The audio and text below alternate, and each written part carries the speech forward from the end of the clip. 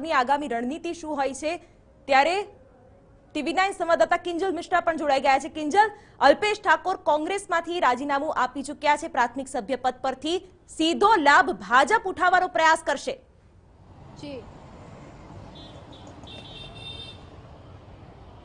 जी बिल्कुल, अल्पेश ठाकोरનું કહી શકાય કે જે રીતનું પ્રભુત્વ છે, ચોક્કસ ઠાકોર સેનાના કારણે ઠાકોર સમાજ ઉપર પ્રભુત્વ છે અને જેની સીધી અસર છે તે પાટણની બેઠક ઉપર થઈ શકે છે, બનાસકાંઠા ઉપર થઈ શકે છે।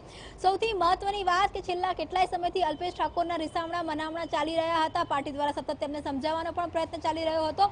અલ્પેશ ઠાકોરની પણ બંધ બારણે ભાજપ સાથે વાતચીત પણ ચાલી રહી હતી, ક્યાંક ને ક્યાંક જે મડાગાંઠ હતી એ ભાગી તૂટી હતી, એટલે એ વાત ચોક્કસ છે કે આજે નહીં તો 10 દિવસ બાદ કે 1 મહિના બાદ પણ અલ્પેશ ઠાકોર ભાજપમાં જોડાશે। પરંતુ હાલમાં સીધું સૌથી મોટું નુકસાન જો કોંગ્રેસને જઈ રહ્યું છે તો 2 બેઠક પર થઈ રહ્યું છે પાટણની અંદર, અને આપ જોઈ શકો છો કે જે પ્રમાણે ઘટનાક્રમ સર્જાયો હતો, જે રીતની કોંગ્રેસથી અલ્પેશ ઠાકોરને નારાજગી હતી, જેના કારણે ત્યાંના જે ઇન્ડિવિજ્યુઅલ કેન્ડિડેટ હતા તેની માટે અલ્પેશ ઠાકોર પ્રચાર કરી રહ્યા હતા। એટલે સૌથી જે મહત્વની વાત અહીંયા આવી રહી છે કે અલ્પેશ ઠાકોર દ્વારા ક્યાંક ને ક્યાંક ગઈકાલનું મોત આજ ઉપર ટાળવાનો પ્રયત્ન થઈ રહ્યો હતો।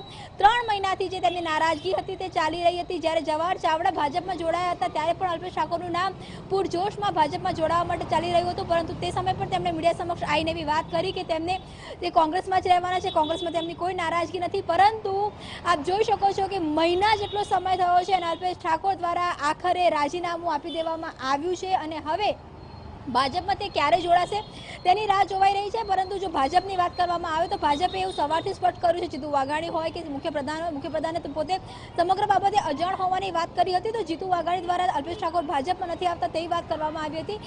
પરંતુ ચૂંટણીના સંજોગોમાં જ્યારે અલ્પેશ ઠાકોર કોંગ્રેસ છોડી રહ્યા છે તેનો સીધો લાભ ભાજપમાં થશે। પાટણની બેઠક પર સીધો લાભ થવાનો, સૌથી વધારે જે વોટર છે તે ઠાકોરના જે વોટર છે ઠાકોર સમાજના તે પાટણની બેઠક પર છે, અને સૌથી મોટું નુકસાન ક્યાંક ને ક્યાંક કોંગ્રેસને થઈ રહ્યું છે અને કોંગ્રેસ સાથે દર વખતે આ પ્રકારની પરિસ્થિતિ થતી હોય છે।